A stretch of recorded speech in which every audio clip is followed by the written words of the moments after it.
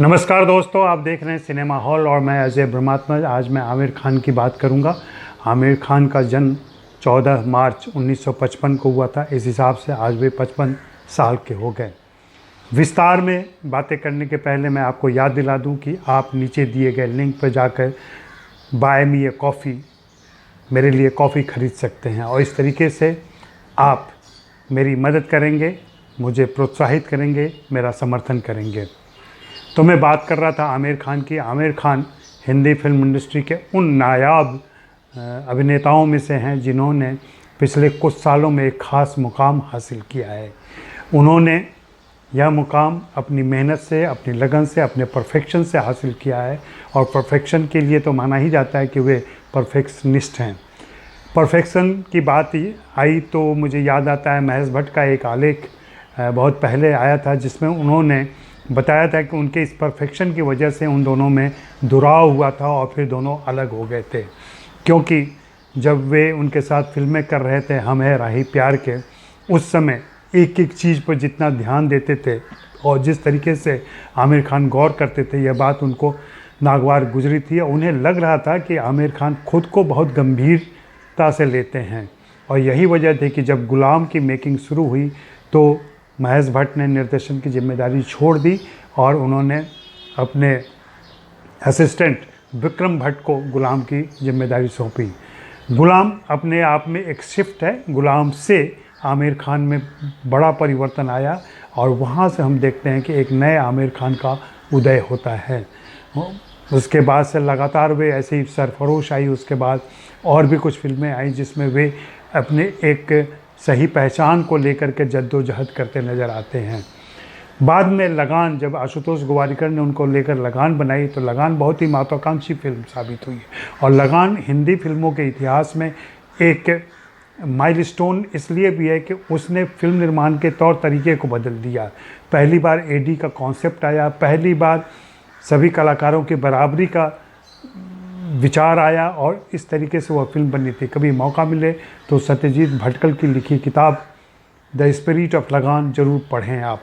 उसमें फिल्म निर्माण की सारी जानकारियाँ दी गई हैं और कैसे एक मुश्किल काम को उन सभी ने मिलकर संभव किया था। उसका मैंने हिंदी अनुवाद किया था ऐसे बनी लगान नाम से, जो अभी नॉटनल पर उपलब्ध है, आप वहाँ से ले सकते हैं।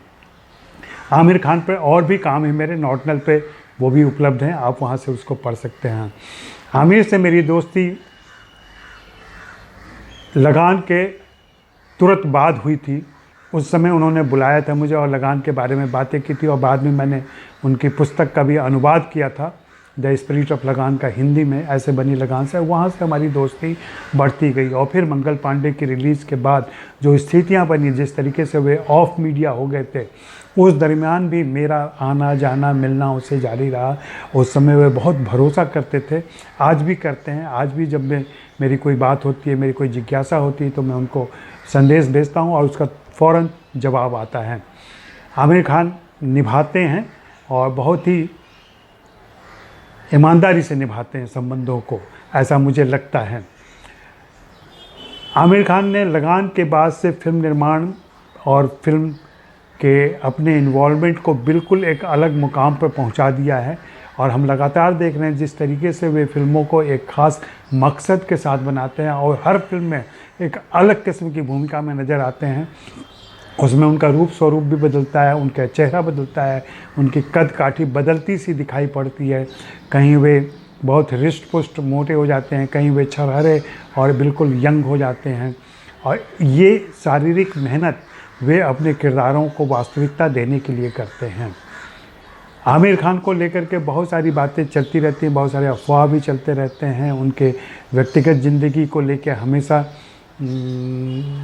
खबरें छपती रहीं और उनमें लोगों ने बहुत सारी बातें की, लेकिन मुझे ऐसा लगता है कि आमिर खान इन सारी चीज़ों से ऊपर है। हाँ, संबंधों में जैसा कि सभी संबंधों में होता है, उनके यहाँ भी दिक्कतें थीं जिनसे वे निकल आए और फिर अब वे एक सुखी, संतुष्ट और बेहतरीन ज़िंदगी जीते हुए फिल्मों के लिए बहुत कुछ कर रहे हैं।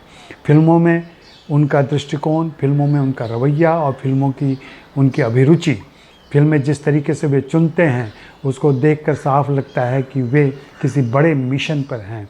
हालांकि आमिर खान ने बार बार मुझसे ये बातचीत में यह कहा कि फिल्म का मुख्य उद्देश्य मनोरंजन करना ही होना चाहिए और इसी उद्देश्य से मैं फिल्में करता हूं। लेकिन आप देखें कि उनकी पिछली फिल्में मनोरंजन के साथ साथ कुछ और संदेश भी देती हैं, सामाजिक संदेश देती हैं, व्यवहारिक संदेश देती हैं।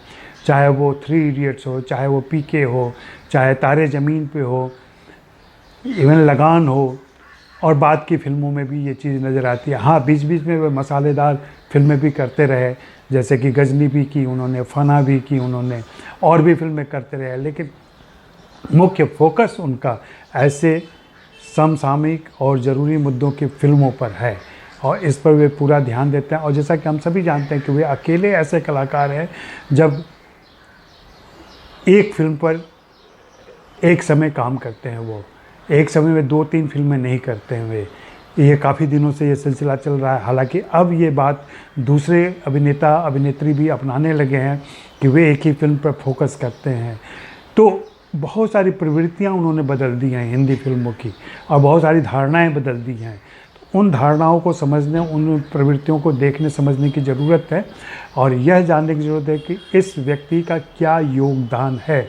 एक अभिनेता के तौर पर आमिर खान ने कौन सी ऊंचाई हासिल की है और वहाँ से वे कहाँ की छलांग लगा रहे हैं।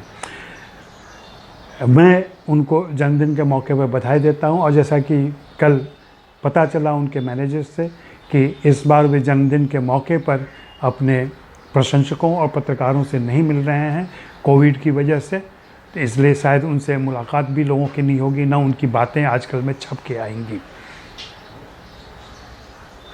शुक्रिया, मेहरबानी, धन्यवाद। और हाँ, चलते चलते मैं याद दिला दूं कि बाय मी ए कॉफ़ी पर जा कर के आप मेरे लिए कॉफ़ी खरीदें। धन्यवाद फिर से।